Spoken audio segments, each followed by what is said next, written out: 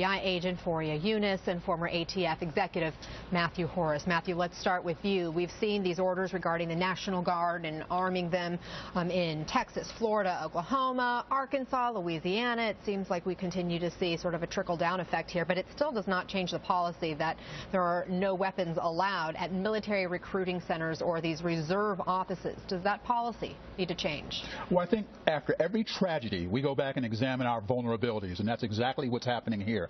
Just think, the military recruiting offices are the one area that we depend on to be accessible, visible, and active. And in most cases, these offices are in areas that are unsecure. I think now you're going to see the DOD take a very hard look at all these offices after this incident and determine not only if people can be armed, but if we could upscale their security profiles.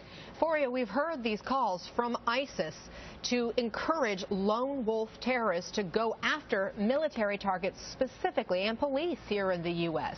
And yet there's still no known connection with ISIS or another terror group in this particular case. But what can you do to fend off these so-called lone wolf attacks? Yeah, I mean, the lone actor attacks are very difficult in the sense that if the guy's not talking to anyone, if the terrorist, he's not visiting people, he's not, typing about it on social media, it's a little bit hard. But what we do know about when these radicalized individuals, they do look for targets. Obviously, they like to kill government officials, military, then maybe economic centers. They have their priorities. And what you can do is, if you do harden up, make a target a little bit harder for these terrorists, they may go on to something else, but they will eventually attack if that's what they intend to do. They will try to find a target that they can attack. You could arm those soldiers, and the soldiers, they protect our freedoms every day, so you could arm them, but they'll find someone else if they feel like they cannot attack the military soldiers anymore. We have heard from several of the gunman's friends saying that they had no red flags. There were no signs necessarily that he was violent in any way.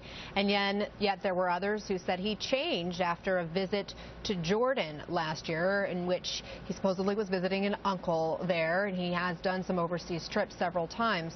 So, Matthew, do you think that he should have been on the radar because of the culture and the climate we have now regarding the terrorism that's happening overseas? Well, let's face it, I think the FBI and all the intelligence organizations do a fantastic job of tracking people. But as you know, we have rights in this country, and there's a very careful balance and counterbalance of establishing who should be on watch list and who shouldn't be on watch list. In this case, everyone who was around this individual says one thing, and now we start questioning his travel and those sorts of things. So, this was one of those cases where someone slipped through the cracks.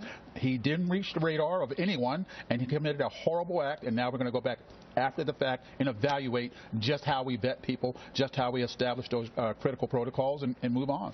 Foria, what do you think is the key to finding a motive in this case? Yeah, I think, a lot of his friends are saying he was a very nice guy and all of this.